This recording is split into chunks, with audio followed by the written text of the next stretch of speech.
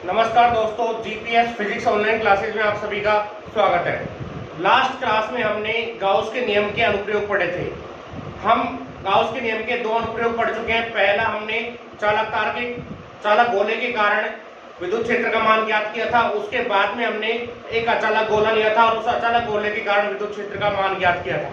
आज हम यहाँ पर गाउस के नियम की सहायता से किसी अनंत लंबाई के रेखीय आवेशित तार के कारण विद्युत क्षेत्र का जो मान होगा मित्रों, उसे ज्ञात करेंगे। तो सबसे पहले मैं आपको बता देता हूं कि अनंत लंबाई का कोई अपने पास तार है और जब अनंत लंबाई का चालक तार लिया जाएगा तो उस तार के सिरे हमारे पास नहीं होंगे। यानी अनंत लंबाई अगर किसी भी तार की है तो उस तार के जो सिरे हैं वो नहीं होते हैं, वो सिरे अपने पास उपस्थित नहीं होते हैं, क्योंकि चालक तार की जो लेंथ है, चालक तार की जो लंबाई है वो कैसी मित्रों, अनंत है।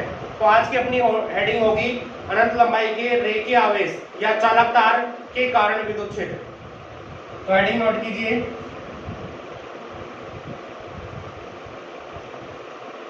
अनंत लंबाई के चालक तार या इसे हम रेखीय आवेश भी कह सकते हैं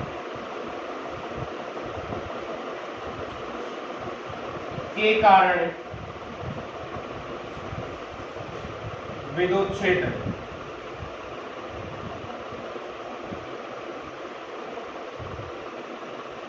यानी अपने पास कोई अनंत लंबाई का चालक तार है और इस चालक तार के कारण हमको विद्युत क्षेत्र का जो मान है वो ज्ञात करना है। तो अनंत लंबाई का जो भी चालक तार होगा उस चालक तार के सिरे नहीं होंगे। यानी सबसे पहले हमको एक ऐसा चालक तार बनाना है, एक ऐसा चालक तार लेना है जिसके सिरे नहीं होंगे। तो ये मान लेते हैं कि ये अपने पास एक अनंत लंबाई का चालक तार है। अब ये अनंत लंबाई का चालक तार है क्या?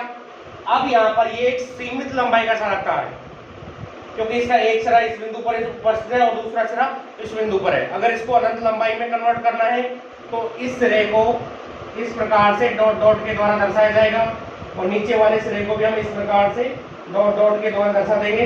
इसका मतलब क्या है बच्चों? इसका मतलब है कि इस चालक तार के जो सिरे हैं वो आगे हैं और आगे हैं, जो हमारे पास उपलब्ध नहीं है। इस चालक तार के कारण सबसे पहले हमको विद्युत क्षेत्र की दिशा ज्ञात करनी है और दिशा ज्ञात करने के बाद में जैसे ही हम दिशा ज्ञात कर लेंगे, दिशा ज्ञात करने के पश्चात हमको इस चालक तार के कारण विद्युत क्षेत्र का जो परिमाण होता है उस परिमाण का मान हम ज्ञात करेंगे। तो ये जो अपने पास अनंत लंबाई का चालक तार है, इस चालक तार को हम आवेशित करते हैं।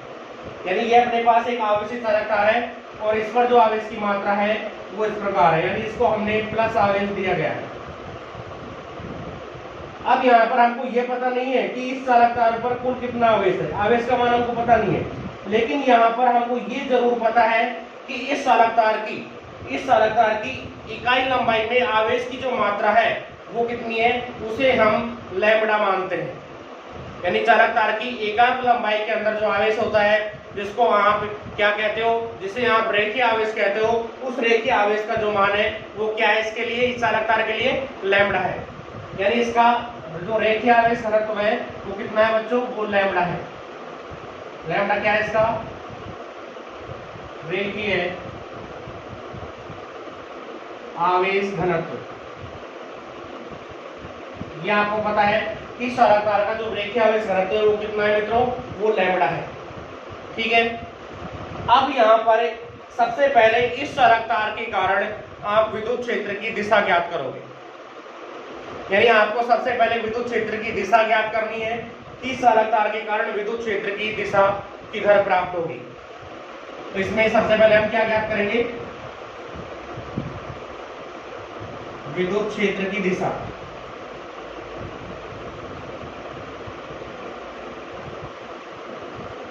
और उसके बाद हमको क्या ज्ञात करना पड़ेगा, विद्युत क्षेत्र का परिमाण। तो सबसे पहले हम विद्युत क्षेत्र की दिशा ज्ञात करेंगे।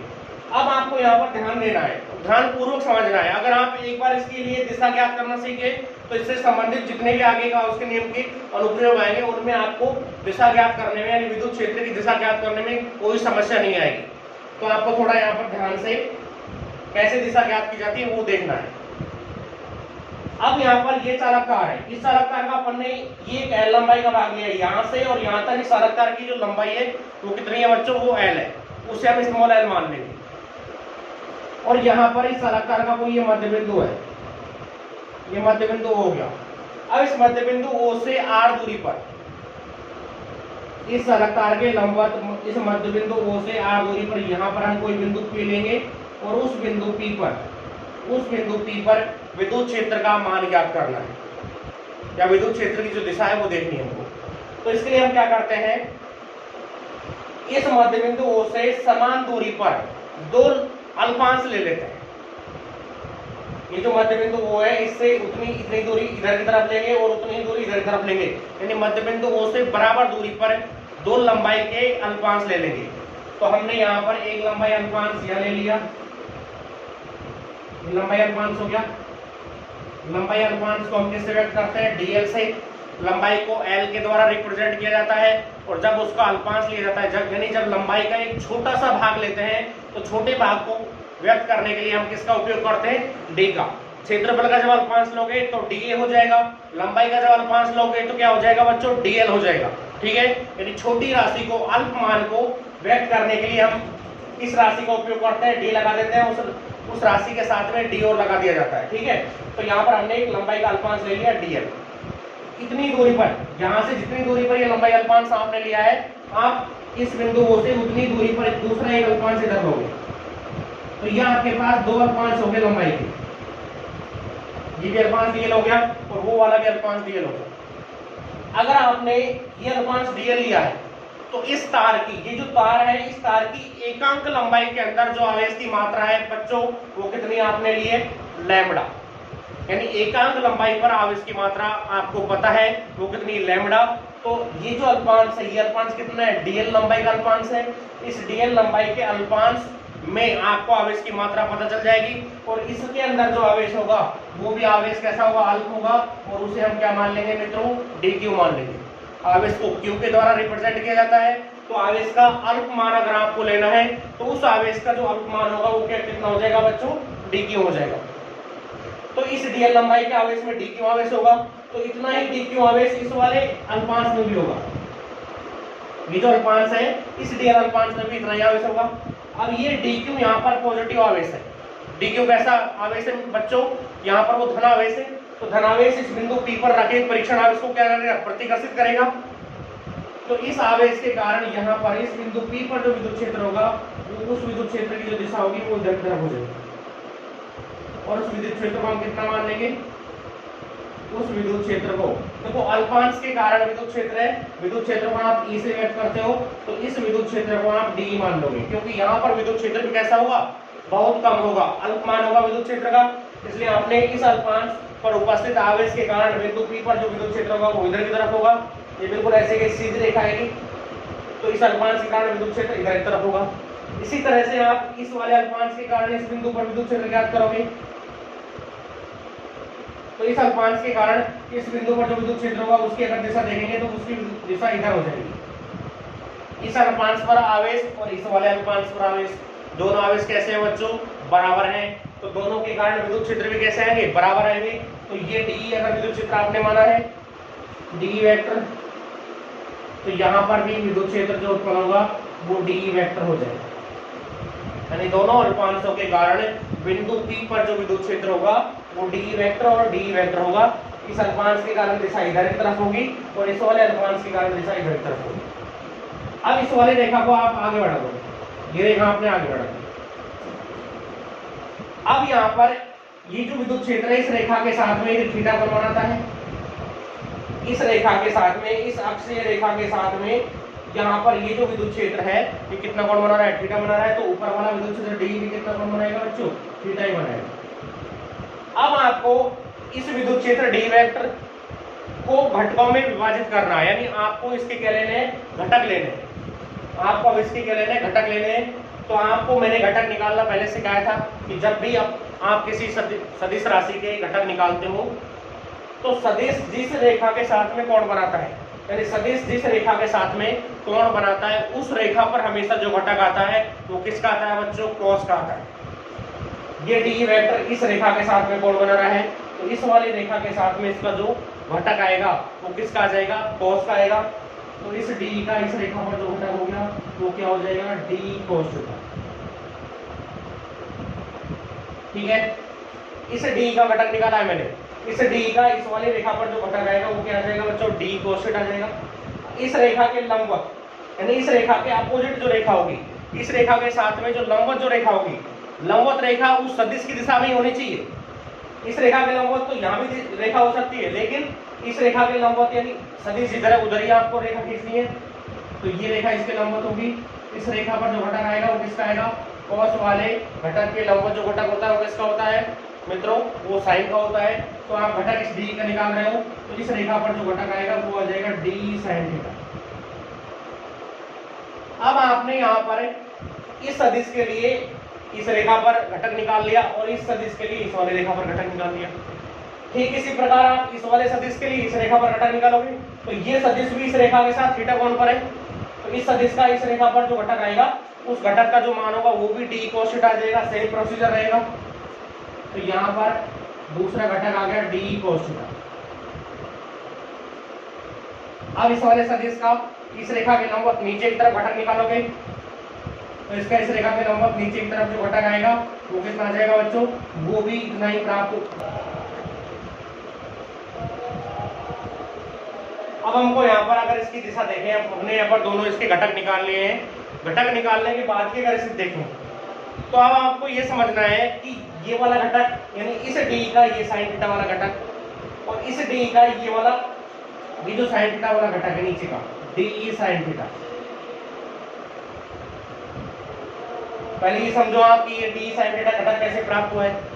इस डी का जब हम इस रेखा पर घटक निकालेंगे तो ये डी सदिश इस रेखा के साथ में थीटा कोण बना रहा है, तो इस डी का इस रेखा पर जो घटक आएगा वो डी cos थीटा आएगा।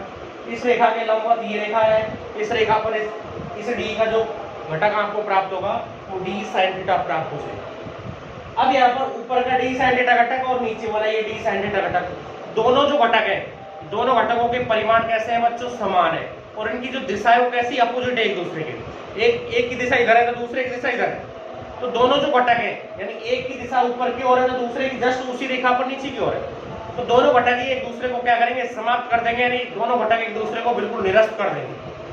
अब यहाँ पर इस विद्युत क्षेत्र के और इस डी विद्युत क्षेत्र के दो घटक डी cos थीटा और डी cos थीटा, ये दोनों घटक एक ही दिशा में है, यानी दोनों घटक इस अलग तार से इधर की तरफ है। और जब दोनों घटक एक दिशा में तो दोनों समान दिशा के जो घटक होते हैं वो क्या हो जाते हैं बच्चों, जुड़ जाते हैं और जुड़ करके ये दोनों जो घटक है यानी डी cos थीटा और डी cos थीटा दोनों घटक आपस में जुड़ करके इन दोनों अल्पांशों के कारण इस बिंदु P पर यानी यहाँ पर ये जो बिंदु P है, इस बिंदु P पर विद्युत क्षेत्र की जो दिशा होगी उस दिशा को ये व्यक्त करेंगे। इस अल्पांश के कारण और इस वाले अल्पांश के कारण यहाँ पर विद्युत क्षेत्र की जो दिशा है वो इधर की तरफ है, इस तार से दूर इधर की और एक विद्युत क्षेत्र की दिशा। तो जब इन दोनों अल्पांशों के कारण विद्युत क्षेत्र की दिशा इस तार के लंबवत इधर की तरफ आती है, तो इसी प्रकार यहाँ पर और अल्पांश लेंगे। सभी अल्पांशों के कारण इस बिंदु P पर जो विद्युत क्षेत्र की दिशा होगी मित्रों वो दिशा इधर की तरफ आ जाएगी। तो हम कह सकते हैं कि किसी रेखीय आवेशित तार के कारण विद्युत क्षेत्र जो होता है उस तार के लंबवत होगा, यानी उस तार के लंबवत प्राप्त हो जाएगा। तार अगर इस प्रकार से रखा है तो उस तार के लंबवत इधर की तरफ विद्युत क्षेत्र होगा। ये विद्युत क्षेत्र इधर भी हो सकता है या साथ में ये इधर भी हो सकता है, यानी तार के लंबवत दोनों दिशाओं में विद्युत क्षेत्र यहाँ पर उत्पन्न होगा। तो इस प्रकार से हम सबसे पहले तो रेखीय आवेशित चालक तार के कारण विद्युत क्षेत्र की दिशा ज्ञात करेंगे और ये हमने दिशा यहाँ पर ज्ञात कर ली है। तो इस प्रकार आप सबसे पहले आप ये डायग्राम बनाओगे और डायग्राम को बना करके इसकी जो दिशा होगी वो इस चालक तार के लंबवत इधर की तरफ प्राप्त हो जाएगी। ठीक है, अब आपको इसमें नोट करना है। नोट क्या करोगे आप कि अपने पास अनंत लंबाई का कोई रेखीय आवेश है, ठीक है, इस रेखीय आवेश के लंबवत r दूरी पर यानी यहाँ से और इस बिंदु P की जो दूरी मित्रों कितनी r है, r दूरी पर विद्युत क्षेत्र का मान एवं दिशा यानी विद्युत क्षेत्र का परिमाण और दिशा ज्ञात करने के लिए हम क्या करते हैं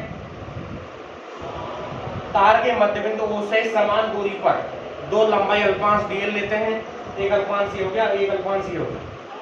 इन अल्पांशों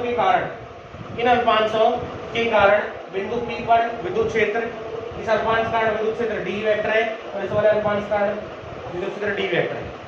दोनों की जो दिशा है, इस अल्पांश को अगर ये मान लें, ए पर ये है और बी बिंदु पर ये है,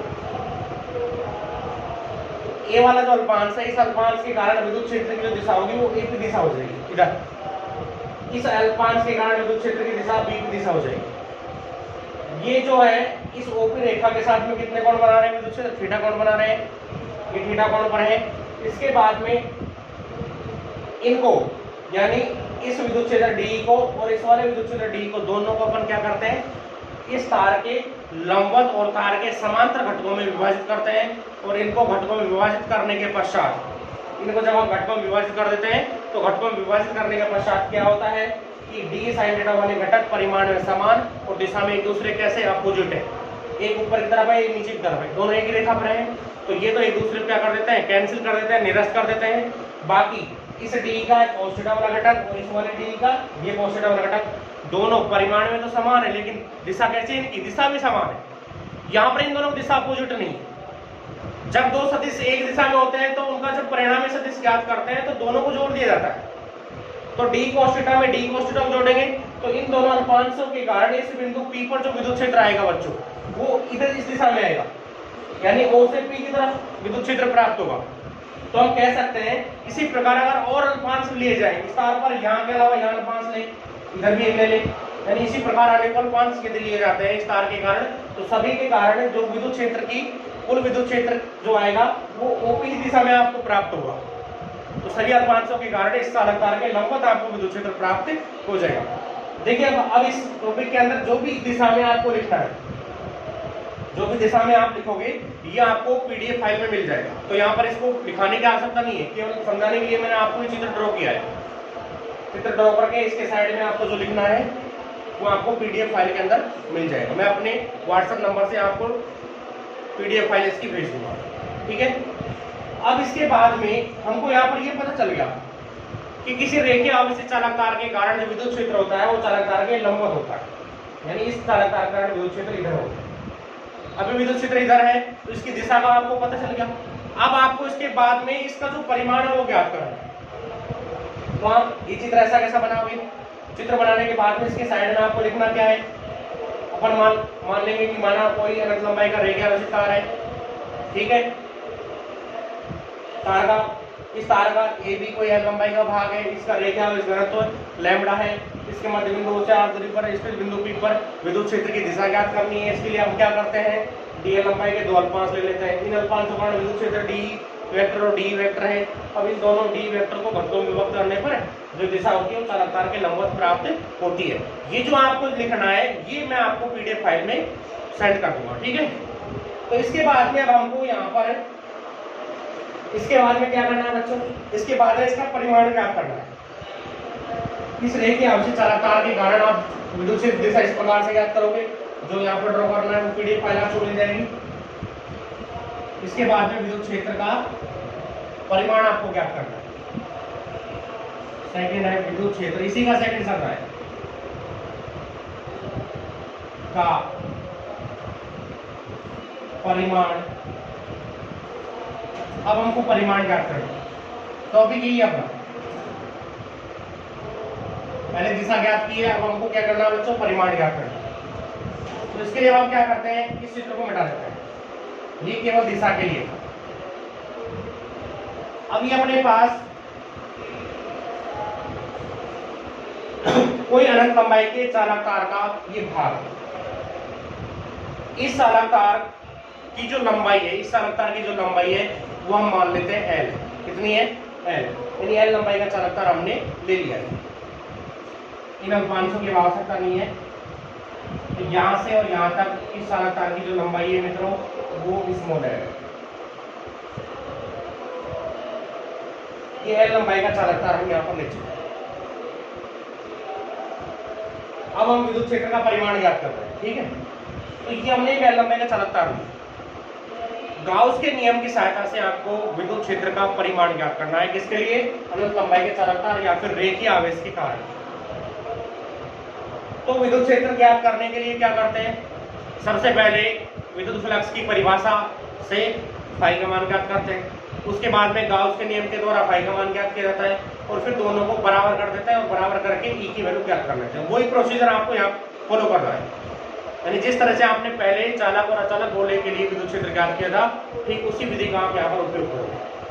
अभी जो रेखीय आवेश है, इस रेखीय आवेश को हम इस रेखीय आवेश के कारण विद्युत क्षेत्र ज्ञात करने के लिए हम क्या करते हैं, किसी गाउसीय पृष्ठ की कल्पना कर लेते हैं, यानी हमको यहाँ पर एक गाउसीय पथ लेना पड़ेगा। हमको यहाँ पर कैसा पथ लेना पड़ेगा मित्रों, गाउसीय पथ लेना पड़ेगा और उस गाउसीय पृष्ठ के अक्ष पर, उस गाउसीय पृष्ठ के मध्य में इस बेलनाकार रेखीय आवेश को हम रख देंगे। तो हम इस बिंदु O से R दूरी पर यहाँ पर कोई बिंदु P था और इस बिंदु P पर विद्युत क्षेत्र का मान ज्ञात कर रहे थे, तो ये डिस्टेंस R हो जाएगी। जब हम इस बिंदु P पर विद्युत क्षेत्र ज्ञात करेंगे तो देखो तार जो होता है, तार की अगर आकृति देखें तो रेखीय आवेशित तार इसी प्रकार का होता है। इससे मोटा भी हो सकता है, कोई छड़ ले रहे हैं, रेखीय आवेशित छड़ ले रहे हैं तो छड़ मोटी हो जाएगी, तार लेंगे तो पतला हो जाएगा। लेकिन उसकी जो आकृति अगर देखी जाए तो तार कैसा होता है बच्चों, बेलनाकार होता है। तो जब तार अपने पास बेलनाकार है, तार की आकृति को यदि हम बेलनाकार माने तो जो आप गाउसीय पृष्ठ लोगे वो भी आप बेलनाकार ही लोगे। जिस प्रकार हमने चालक गोले के लिए किया था तो गोलाकार गाउसीय पृष्ठ लिया था, तो अब यहाँ पर तार की आकृति अगर देखें तो बेलनाकार होती है। कोई छड़ है, आवेशित छड़ है, तो उसकी आकृति भी बेलनाकार होती है। तो यहाँ पर आप एक बेलनाकार गाउसीय पृष्ठ लोगे। तो हम क्या करते हैं, इससे R दूरी पर ये बिंदु P है, ये बिंदु P उस गाउसीय पृष्ठ पर उपस्थित होना चाहिए। हमने क्या किया बच्चों, एक बेलनाकार गाउसीय पृष्ठ की यहाँ पर कल्पना कर ली। ये हमने एक बेलनाकार गाउसीय पृष्ठ ले लिया। अब ये अपना एक बेलनाकार गाउसीय पृष्ठ, इसे एक सिरा ये हो जाएगा, एक सिरा इसका ही ऊपर वाला हो जाएगा। तो हमने यहाँ पर एक बेलनाकार गाउसीय पृष्ठ की क्या की है मित्रों, कल्पना की है। ये अपना एक बेलनाकार गाउसीय पृष्ठ हो गया, यहाँ से और यहाँ तक ये जो तार है, इस तार की लंबाई है। ये गाउसीय पृष्ठ की त्रिज्या हो जाएगी स्मॉल r। इस गाउसीय पृष्ठ की जो त्रिज्या है वो कितनी है मित्रों, स्मॉल r है। यहाँ आप लिख सकते हो ये क्या है, गाउसीय पृष्ठ।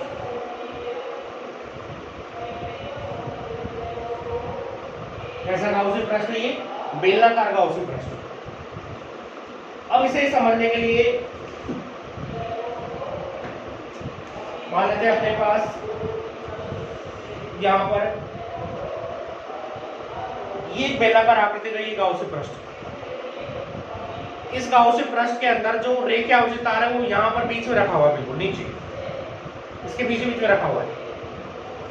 अब ये जो रेखीय आवेश है इसके कारण जो विद्युत क्षेत्र होगा वो विद्युत क्षेत्र इस गाउसीय पृष्ठ में चारों तरफ बल रेखाएं यहाँ से निकलेंगी। बल रेखाएं इधर की तरफ भी जाएंगी, इधर भी जाएंगी, इधर भी जाएंगी और इधर भी जाएंगी। सभी दिशाओं में यहाँ पर विद्युत जो बल रेखाएं होंगी वो पारित होंगी। तो ये अपने पास ये बेलनाकार आकृति का गाउसीय पृष्ठ हो गया। इसके अंदर रेखीय आवेश इस प्रकार से रखा हुआ है मिड में। तो ये जो रेखीय आवेश जो है, यानी ये जो चालक तार है, ये इस गाउसीय पृष्ठ के अक्ष पर रखा होगा। कहाँ पर रखा हुआ होगा बच्चों, अक्ष पर रखा होगा। तो ये यहाँ पर इसके अक्ष पर रखा हुआ, यानी इसके मिड में, यानी बीच में यहाँ पर ही रखा हुआ। अब इसके लिए सबसे पहले हमको पता है कि रेखीय आवेश जो घनत्व है इस चालक तार का वो कितना है बच्चों, लैम्डा। लैम्डा यहाँ पर रेखीय आवेश इस चालक तार का। सबसे पहले आप परिभाषा से, यानी इस गाउसीय पृष्ठ से गुजरने वाला जो फ्लक्स होगा उस फ्लक्स का मान आप ज्ञात करोगे। तो वो फ्लक्स की जो परिभाषा है फाई बराबर integral E vector dot D A vector, उससे प्राप्त हो जाएगी। अब इसे थोड़ा चित्र को एक बार दोबारा समझो, मैं इसे एक बार रिपीट कर देता हूँ। ये अपने पास रेखीय आवेश है,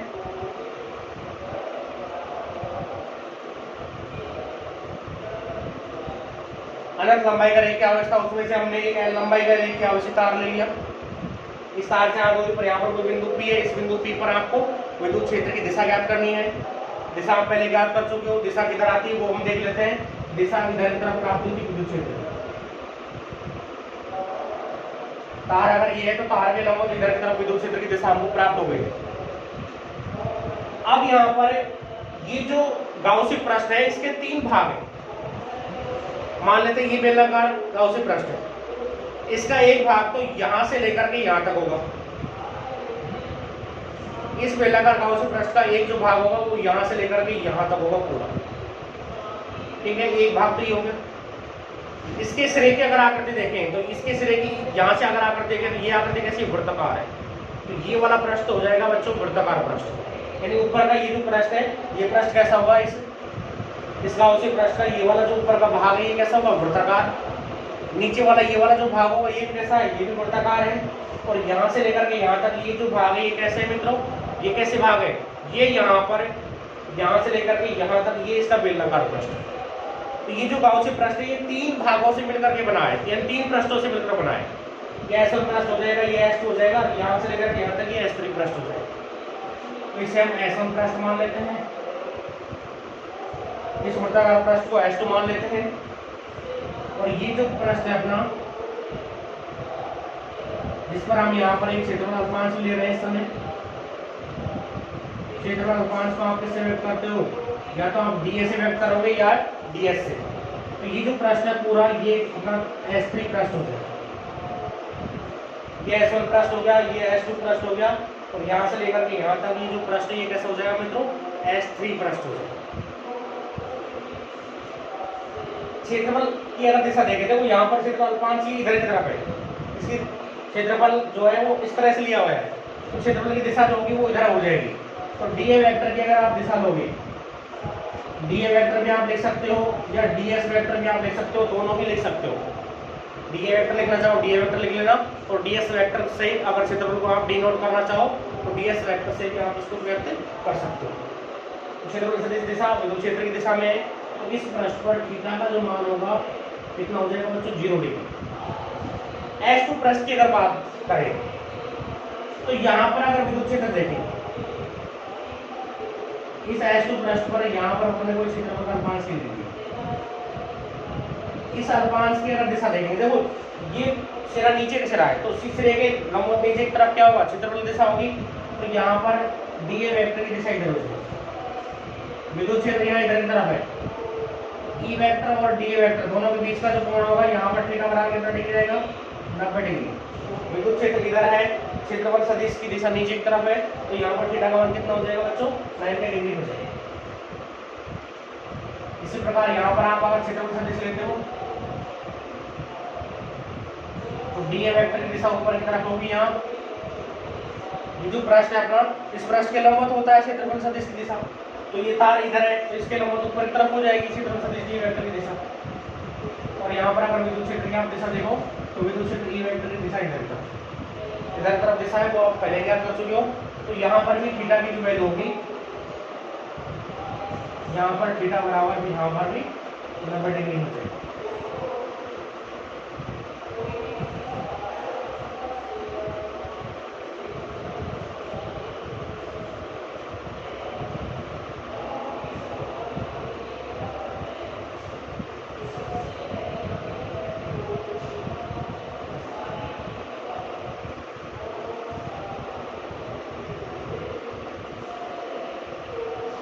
ठीक है, तो ये चित्र अपन को यहाँ पर प्राप्त हो जाएगा। अब जब भी आप गाउस का नियम लगाओगे तो ये जो बेलनाकार गाउस प्रश्न है इसे आप 3 भागों में तोड़ोगे।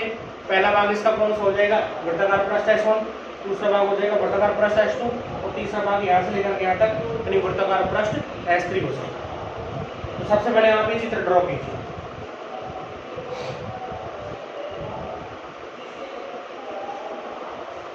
अब आपको यहां से आगे इसको सोल्व करना है। आपने ये जो रेखा आवेश लिया है ये L लंबाई का रेखा आवेश लिया है, यानी अपने पास कोई L लंबाई का कोई रेखा आवेशित तार है। इस तार पर आवेश की मात्रा सबसे पहले आप ज्ञात करोगे। तो इकाई लंबाई में आवेश कितना है बच्चों लैम्बडा है, तो L लंबाई में आवेश की मात्रा लैम्बडा L हो जाएगी। L लंबाई के अंदर आवेश की मात्रा कितनी हो जाएगी, लैम्बडा को आप L से गुणा करोगे तो लैम्बडा L हो जाएगी। सबसे पहले क्या लिखोगे, सबसे पहले आपको लिखना है रेखीय आवेश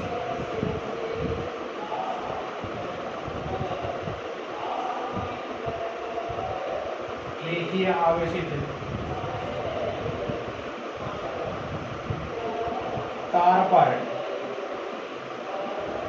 आवेश की मात्रा,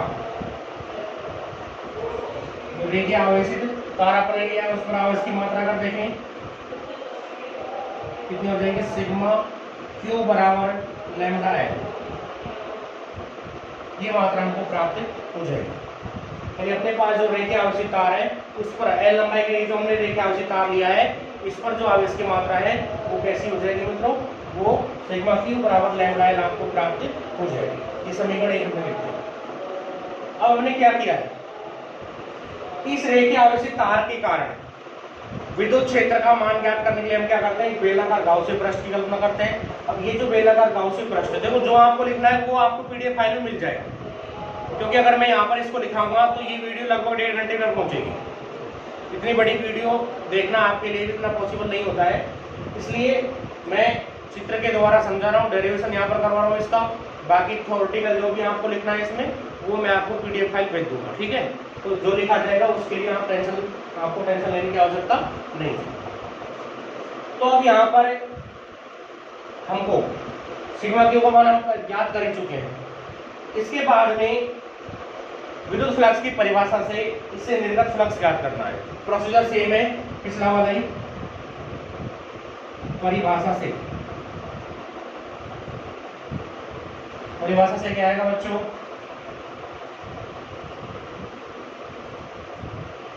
गाउसीय पृष्ठ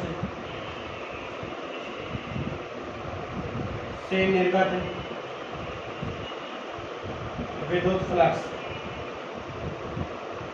कितना होगा, फाई बराबर इंटीग्रल बंद पृष्ठ है E vector dot D A vector. पूरे पृष्ठ के लिए यहाँ पर ऐसे लिख सकते हैं, इसको सोल्व करेंगे क्या आता है, E D A cos theta,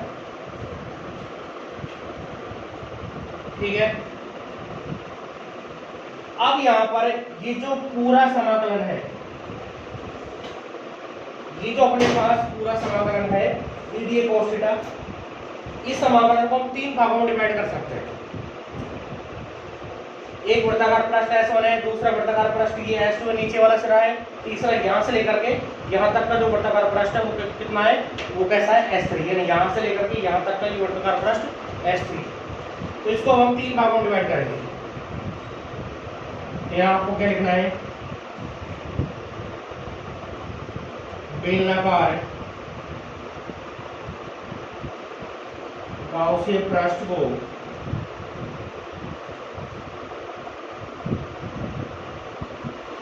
वृत्ताकार पृष्ठ S1 व S2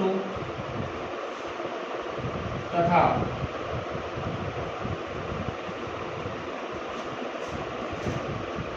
बेलनाकार पृष्ठ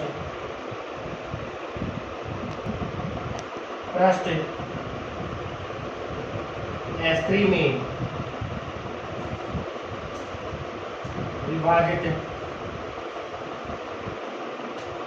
करने पर, यानी हमारे पास ये तो पूरे गाउसीय पृष्ठ का समाकलन है। इस पूरे गाउसीय पृष्ठ को 3 भागों में तोड़ रहे हैं, यानी 3 भागों में विभाजित कर रहे हैं। पहला वृत्ताकार पृष्ठ S1 है, दूसरा वृत्ताकार पृष्ठ S2 है, और तीसरा यहाँ से लेकर के यहाँ तक का ये बेलनाकार पृष्ठ S3, ठीक है। तो क्या चेंज आएगा वो आप ध्यान से देखो, फाई बराबर ये जो समाकलन है इसको 3 भागों में तोड़ना है। तो मित्रों यहाँ पर ये जो हमने बंद पृष्ठ का पूरे संपूर्ण पृष्ठ का जो समाकलन, यानी ये यहाँ पर गोला जो लगा रखा है, अब आप इसको हटा देते हैं।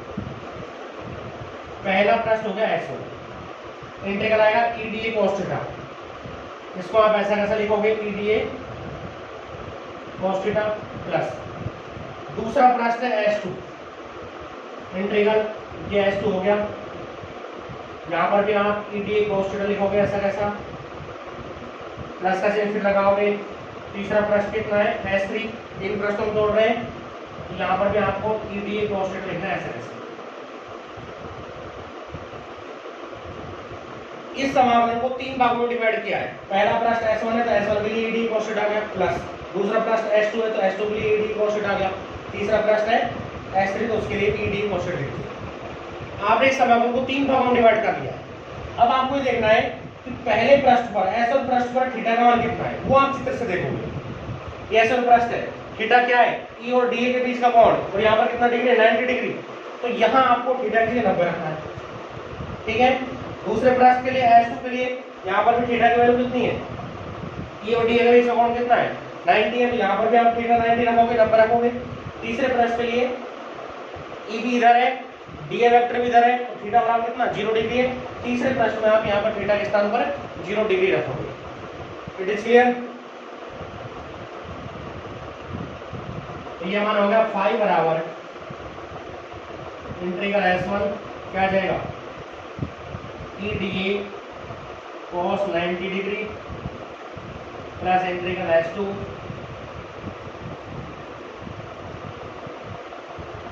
EDA cos 90 degree plus integral S3 EDA cos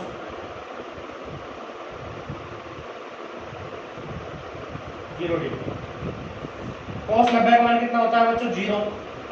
यहाँ 0 रखोगे पूरा 0 हो जाएगा। cos 90 का मान ये 0 होता है, ये पूरा 0 हो जाएगा। और cos 0 का मान होता है 1, यहाँ से बचेगा EDA, यहाँ से क्या बचेगा EDA। तो अगले स्टेप में हम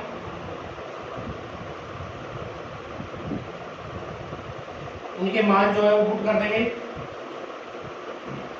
cos 90 का मान आपने 0 रखा, ये पूरा 0 हो गया, तो फाई बराबर 0 प्लस यहाँ आपने 0 रखा तो ये 0 हो गया, 0 प्लस cos 0 की जगह आपने 1 रखा, क्या बचेगा EDA।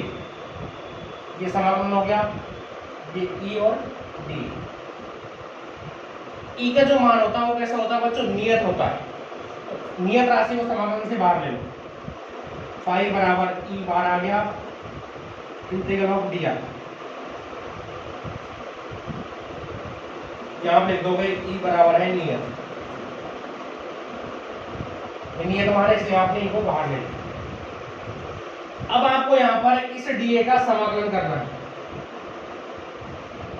DA का समाकलन, DA का जो समाकलन है तो यहाँ पर ये जो पृष्ठ है वो S3 पृष्ठ है, ये S3 जरूर लेते हैं।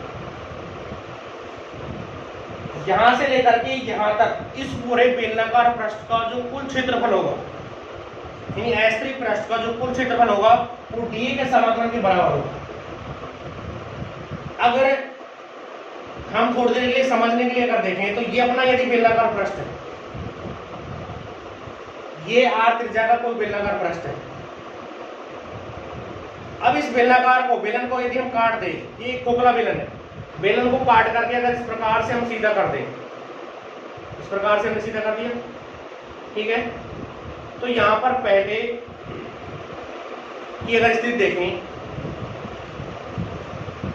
ये बेलन का ऊपर का सिरा था, इस बेलन की जो त्रिज्या R है, तो इस तरह का इस वृत्ताकार पृष्ठ का क्षेत्रफल हो जाएगा 2πr। इस वृत्त का ऊपर के वृत्त का क्षेत्रफल 2πr हो गया। तो यहां से लेकर के यहां तक की, यानी ये वाली इस पेपर की जो चौड़ाई है, ये चौड़ाई कितनी हो जाएगी, 2πr हो जाएगी। यहां से और यहां तक 2πr हो गया। और यहां से यहां तक इसकी लेंथ है, ये बेलन की क्या है, लंबाई है, और लंबाई कितनी होती है, L होती है। अब ये क्या बन गया, एक प्रकार से आयत बन गया। आयत का क्षेत्रफल क्या होता है, लंबाई गुणा चौड़ाई, 2πr को अगर L से गुणा कर दें तो इसका पूरे का क्षेत्रफल आ जाएगा।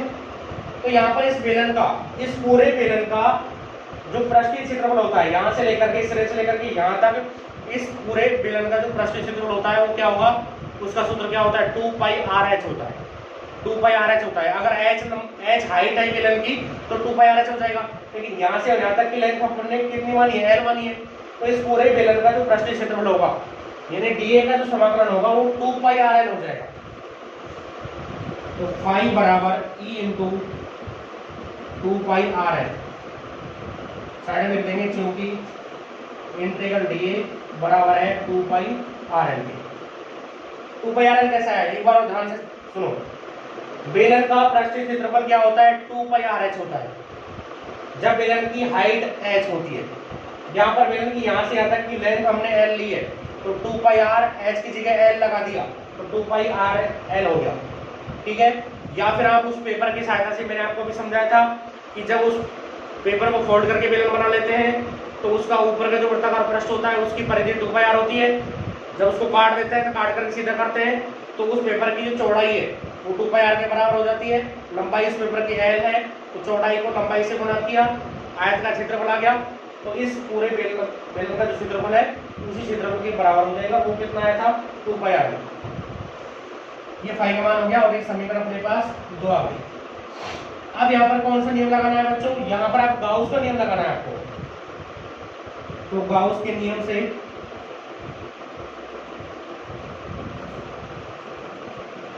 फाई बराबर किसकी होता है? समीशन क्यू बटे एप्सिलॉन नॉट होता है। समीशन क्यू का मान आप समीकरण 1 में ज्ञात कर चुके हो, कितना आया था? कितना आया था?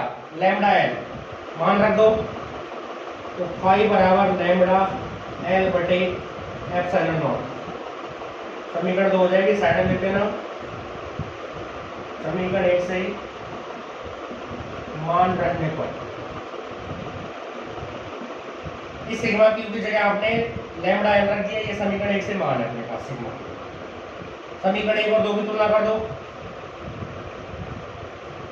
2 और 3 की, इक्वेशन थर्ड होगी। समीकरण 2 है समीकरण 3 की क्या करोगे? तुलना। जैसे यहाँ पे दोनों समीकरणों की तुलना करोगे, यानी दोनों समीकरणों को आप बराबर कर दो, तो ई इंटू 2 पाई आर एल बराबर हो जाएगा लैम्डा एल बटे एप्सिलॉन नॉट। आपको यहाँ पर ई का मान ज्ञात करना है। देखो ई का मान आपको यदि ज्ञात करते हो तो इस 2 पाई आर एल को यहाँ नीचे ले जाओ, यही आगे लिख रहा हूं मैं। ई बराबर लैम्डा एल बटे एप्सिलॉन नॉट पहले था, ये 2 पाई आर एल पूरा पूरा इधर आ जाएगा नीचे बटे में, ये 2 पाई आर एल बटे में आ जाएगा, ये हो गया 2 पाई आर और एल, एल से एल कट जाएगा, क्या बच गया? लैम्डा बटे 2 पाई एप्सिलॉन नॉट आर।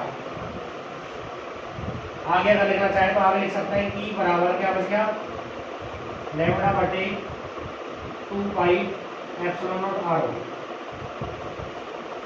ये ई का मान हमको प्राप्त हो। अब हम यहाँ पर 2 का ऊपर गुणा कर दें, 2 का नीचे गुणा कर दें। अब यहाँ पर 2 का गुणा क्यों किया जा रहा है? 1 बटे 4 पाई एप्सिलॉन नॉट बराबर होता है के। देखो बटे में 2 पाई एप्सिलॉन नॉट है, इसको अगर आपको 4 में बदलना है तो 2 को आप नीचे गुणा करोगे, 2 का यदि आप नीचे गुणा कर रहे हो 2 का ऊपर गुणा करना पड़ेगा आपको, ठीक है। तो आप यहाँ पर अंश और हर में 2 का क्या कर दोगे मित्रों? गुणा कर दोगे। इसे मेरा कर देता हूँ, तो अंश और हर में आपने 2 का गुणा कर दिया, तो ई बराबर 2 लैम्डा बटे में 4 पाई एप्सिलॉन नॉट आ रहा है। 1 बटे 4 पाई एप्सिलॉन नॉट किसके बराबर होता है? के।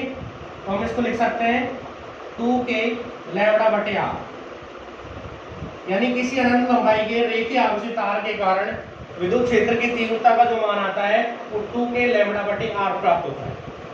कितना मान प्राप्त होता है बच्चों? 2k लैम्डा बटे आर प्राप्त होता है।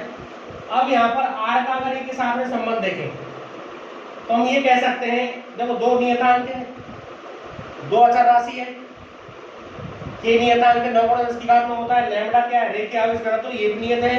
तो ई का जो मान होगा विद्युत क्षेत्र की जो तीव्रता है ये डायरेक्टली किस पे डिपेंड करेगी? आर पर। यानी यहाँ पर ई का जो मान है वो यहाँ पर आर के व्युत्क्रमानुपाती होगा।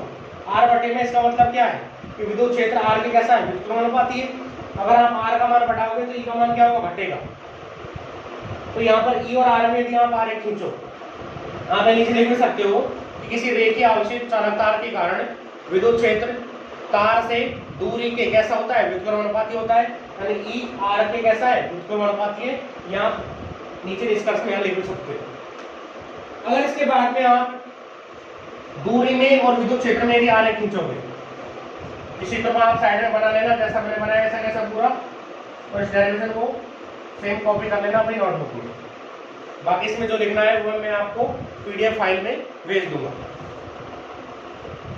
अब यहाँ पर आपको ई में और आर में आरेख पूछना है।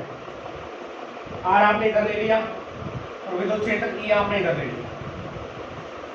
आर का मान बढ़ेगा तो ई का मान घटेगा, यानी व्युत्क्रमणुपाती वाला आरेख प्राप्त होगा। तो व्युत्क्रमणुपाती वाला जो आरेख होता है मित्रों वो इस प्रकार से प्राप्त होता है, ये आप जानते ही हो। यानी आर का मान जैसे ही बढ़ेगा तो आर का मान बढ़ने पर ई का मान घटता ही चला जाएगा। तो आप कह सकते हो कि ई का जो मान है वो 1/r के कैसा होता है, समानुपाती, या फिर आप कह सकते हैं ई की वैल्यू आर की कैसी है, व्युत्क्रमणुपाती है।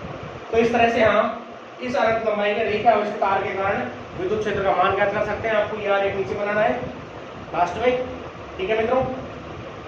तो हमारा आज का ये जो टॉपिक है अनंत लंबाई के आवेशित तार के कारण विद्युत क्षेत्र की तीव्रता की पहले दिशा ज्ञात की थी, फिर हमने इसका परिमाण ज्ञात किया था, फिर हमने ये आरेख बनाया था। ये आज का टॉपिक, आज की क्लास हमारी यही समाप्त होती है। अगर आपको हमारी वीडियो पसंद आई है तो आप इसे लाइक करें। धन्यवाद।